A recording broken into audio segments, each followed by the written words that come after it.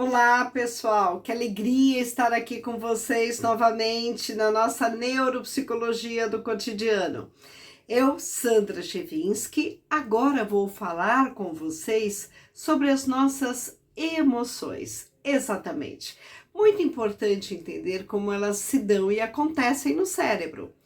Nós já falamos em outra ocasião sobre o nosso sistema límbico, e é justamente nele, pelo circuito de papéis, que as emoções se processam, que elas acontecem. Então, todas as nossas emoções acontecem no teatro do nosso corpo, porque esse circuito é ativado e dependendo daquilo que o cérebro vai compreender como um estímulo perigoso, são liberados ali neurotransmissores e hormônios, como adrenalina, por exemplo, que faz o coração bater para que a pessoa tenha uma melhor oxigenação dos músculos e possa fugir de um estímulo perigoso, ou possa se direcionar para o encontro amoroso, por exemplo. Então, as emoções sempre acontecem no nosso corpo. Nós temos o medo, nós temos o nojo, nós temos a alegria, nós temos o amor, nós temos a raiva. São todas emoções que acontecem. A gente fica roxo de raiva, a gente começa a tremer de medo, a gente sente, né, que aquele rubor subir quando a gente está apaixonado, ou uma alegria, às vezes a gente até chora por conta dessa emoção. São essas reações fisiológicas que acontecem por conta da ativação do circuito de papéis.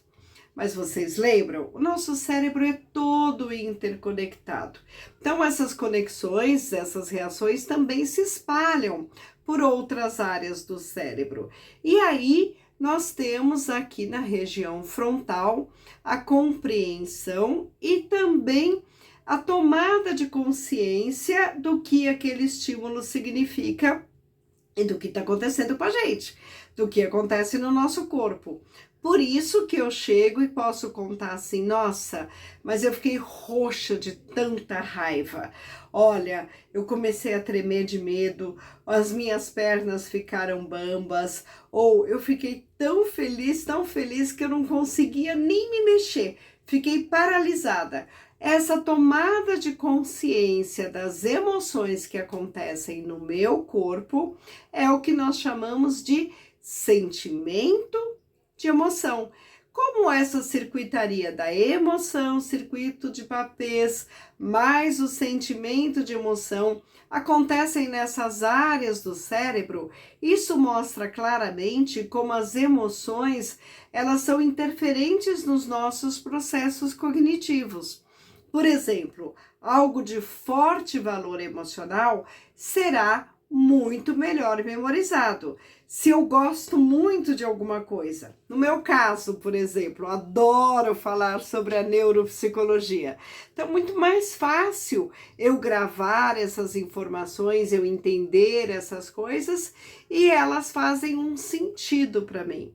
Se eu estou com as minhas emoções muito baixas, como uma depressão, um desinteresse, eu também não vou memorizar com a mesma intensidade, com a mesma força, aquele evento ou aquela informação.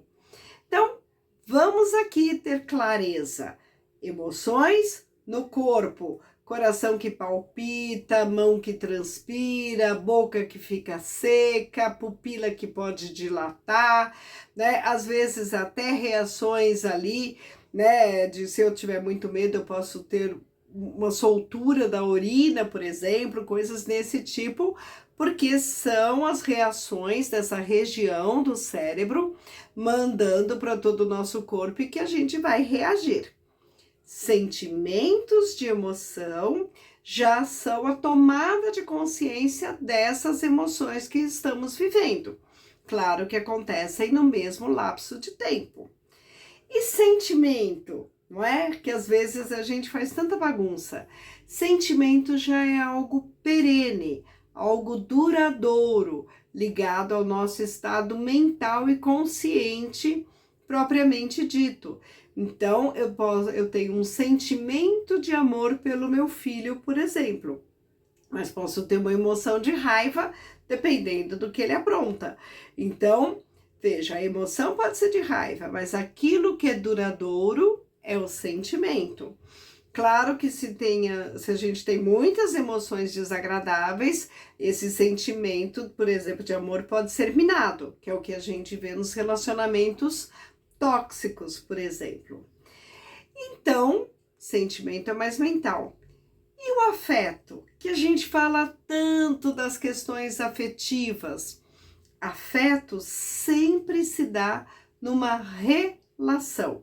Uma relação com alguém, uma relação com algo. Então, eu tenho uma relação afetiva com os meus filhos, eu tenho uma relação afetiva com vocês que seguem esse canal com tanto carinho, tenho uma relação afetiva com o meu trabalho.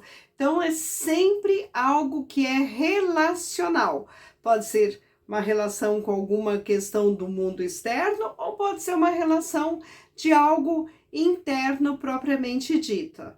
Agora, nós teremos os próximos programas, as próximas publicações, falando de todos os tipos de emoções, para depois a gente evoluir para os sentimentos e para a qualidade da nossa vida afetiva. Até a próxima!